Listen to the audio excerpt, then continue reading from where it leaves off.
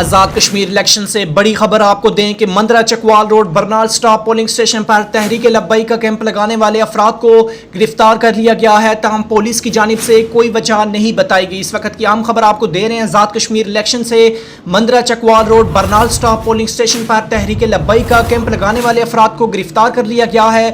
ताहम पुलिस की जानिब से कोई वजह नहीं बताई गई, ऐसा कहना है। वहां पर मौजूद नौजवानों का PP 16 में आज़ाद कश्मीर इलेक्शन के हवाले से लगाए गए बैनर्स भी उतार लिए गए हैं। इस वक्त आप मनाजिर भी देख सकते हैं। Mandra Chakwal road Barnal stop polling station पर तहरीक लब्बई का कैंप लगाने वाले अफराद को गिरफ्तार कर लिया गया है। पुलिस की जानिब से PP 16 में आज़ाद कश्मीर इलेक्शन के हवाले से लगाए गए बैनर्स भी उतार लिए गए हैं।